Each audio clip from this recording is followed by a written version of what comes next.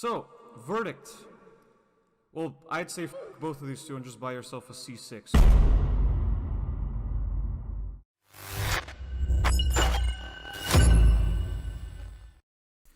Hi. Man, this has proven to be quite difficult. I have scripted my videos for quite a while now, and this one is completely unscripted because I just didn't really feel a need to script such a video. But first of all, I must apologize for the fact that you're going to see practically static footage in the background of this video. I was a bit strapped for time on the day I filmed my new Citroen C6, and I didn't have time to get B-roll, and then the thing I'm going to talk about in this video happened, and so on and so forth. So there will be a little bit of static footage in the background with no real B-roll, but I hope that's okay. I just want to tell the story of what happened. So let's start at the beginning, really. First of all, I bought a Citroen C6 to replace my Mark V Golf that I had for about 3 years. And the Citroen C6 has been a dream car of mine for the longest time. And by longest time, I mean a few years, because only a couple of years ago, I remembered that the Citroen C6 still exists. And I was like, yeah, I would love to own one of those. And I had an opportunity to trade in my Golf and buy a Citroen C6. I traded my Golf to the previous owner of the C6, and I got the C6 in replacement. I can't believe I just explained how car trading works to you. You probably know that. Anyway, so Citroen C6, it's a 2007 model. It was imported from Germany because there are barely any Citroen C6s in Macedonia, and only one of them was purchased new here. It was actually owned by the dealership, my local dealership. That one was also for sale, but that seller was probably going to ask way too much money for it, so I settled on this one, imported from Germany. It has almost 225,000 kilometers, or about 140,000 miles. It has the ganache exterior with a cloth interior. It's basically fully loaded. It's just missing a couple things like leather seats and a sunroof and the power tilt telescoping steering wheel, but it has everything else: parking sensors, navigation, dual zone climate control, cruise control, xenon headlights, all that good stuff, and the rear climate zone as well, although I think that was standard. Don't quote me on that. It does have a full service history. I have the records to prove that the car was well maintained, and it was a dream come true, and it still is a dream come true, but for a little while there, it wasn't a dream come true. So, let's just get right into what happened. For those of you who are not in the know, the Citroen C6 was offered with a whole bunch of different engines. You could have initially, when the car launched in September of 2005, I believe, you could have a 3-liter gas V6 or a 2.7-liter twin-turbo diesel V6, which is what mine has. There isn't a single Citroen C6 in Macedonia with the gas V6 engine. I think they are all 2.7 HDIs, and there's one 2.2 HDI, because later in 2009, I believe, they started offering a 4-cylinder diesel and a manual transmission. But mine is the 2.7 twin-turbo diesel, and it has the automatic transmission. This engine is also known as the AJD. It was engineered by Ford.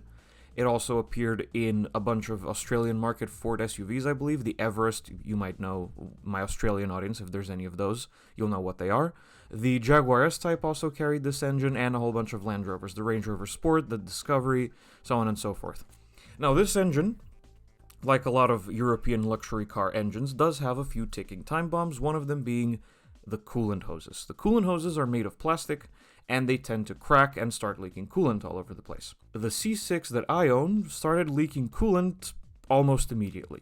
And there was one spot where a bunch of coolant hoses meet together in one spot. That one was leaking coolant. This Mechanic A, as we shall call him, he's very important to the story. We'll come back to that. Mechanic A managed to fix the leaking coolant meeting point, the meeting point for the hoses, with a little jerry-rig solution, and that was fine. But there was this one additional problem area, this little cap here near the radiator at the front of the engine, it wasn't leaking coolant necessarily, but there was a small little buildup of coolant on the surface, like a little pink layer, I guess you could say. And occasionally the engine would just steam for no reason, which I assumed was, coolant entering the combustion chamber, so on and so forth. So, one day, about a month ago, as of the recording of this voiceover, March 18th, about a month ago, I drove over to Mechanic A, and I asked him what's going on. So he sits in the car, he revs it to 4,500 RPM, the red line, for an extended amount of time, multiple times, and that coolant cap flew right off. It didn't, like, fly out of the hood necessarily, it just detached, and whatever was left of the coolant came out. Now, this was a problem because I could not find this part anywhere. I looked all over the internet, couldn't find it. I couldn't even find out what it was called. I had to download a diagram of the Citroen C6's coolant circuit, circle that particular piece with markup, and then post it on the forums, and I still haven't gotten a response a month later, but that's not necessary, as you'll find out.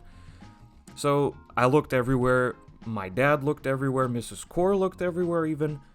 Couldn't find the damn thing anywhere. So, you know, the car was stuck at the shop for a while we figured out a solution. And then that weekend I got the Škoda Enyaq in for test driving.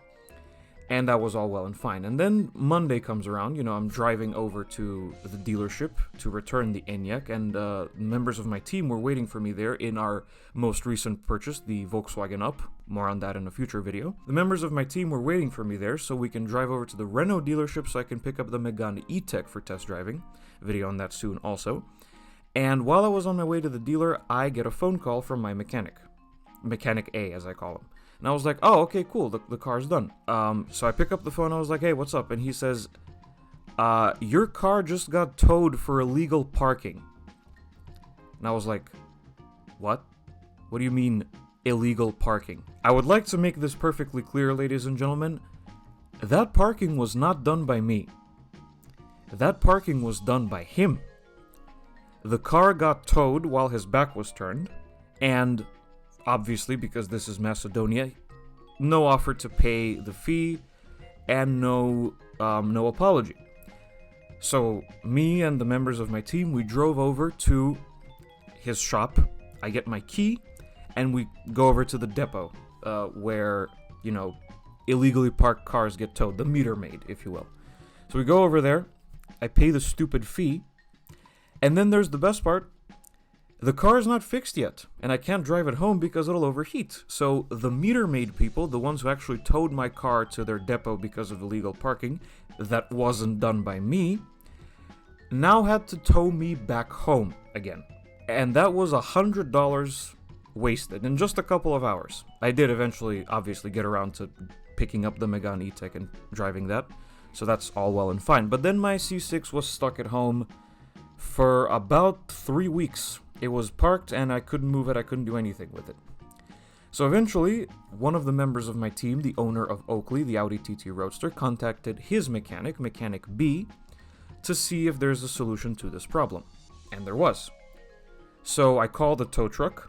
I asked the tow truck to tow the car over to his shop, to Mechanic B's shop, and he came up with a genius solution. First of all, the car was done in 2 days.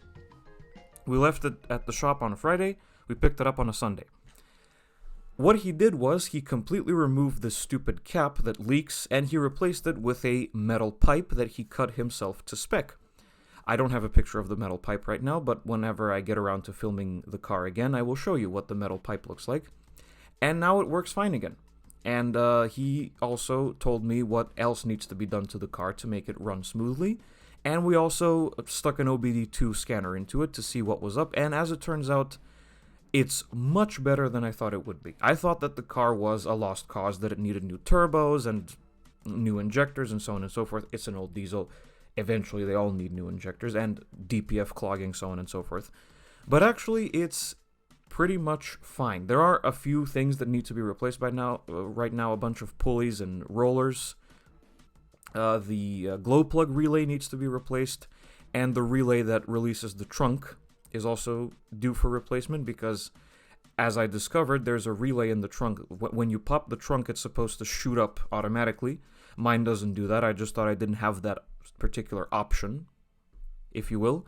But no, as it turns out, the relay is just broken and I need to find a new one. But the car is fine, which is why the ending of this video has changed. If there was a whole bunch of horrible, unfathomable things in the OBD2 scanner, then yes, I would have ended this video by saying that I'm going to sell my C6 and just invest some money in a much newer, much less problematic, daily driver and so on and so forth. But the Volkswagen Up is now my daily driver for the majority of things. But now that I know that the C6 is actually fine and that it's not a lost cause, I'm going to keep it. And I'm going to restore it, so to say. I plan to get a whole bunch of cosmetic stuff. It needs a taillight. The driver's seat controls don't work. I need to replace those. I believe I have a shifter solenoid for replacement, because every time I put my foot on the brake to change gear, it clicks from the shift lever itself. There's a little clicking sound, so there might need a new solenoid for that. Turn signals.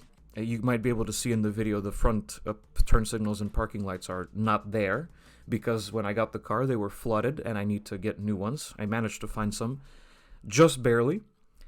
I plan to order those soon enough and plug them in, sort out that whole thing. Obviously in the summer, paint corrections and polishing and maybe even ceramic coating. I'm not sure yet what I'm going to do.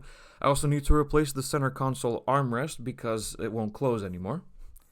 The glove box lid falls, and I need to replace that as well. And I have a spare xenon bulb that I plan to install in the other headlight because they don't glow quite the same color, and that bothers me. And yeah, there's some other tiny things that I need to eBay haul to get the C6 back to its original, more factory fresh form. And of course, interior deep clean is also on the cards.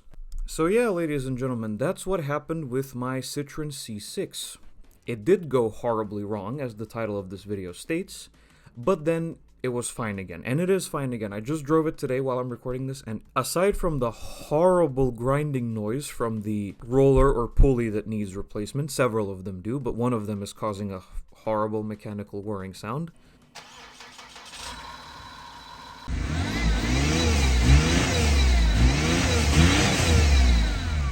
It works like a charm. And I'm going to keep the C6. It's going to be my little project. I'm going to restore it, and I'm going to enjoy it. And, of course, there will be updates along the way of what I've done to it. And, yeah, that's about it.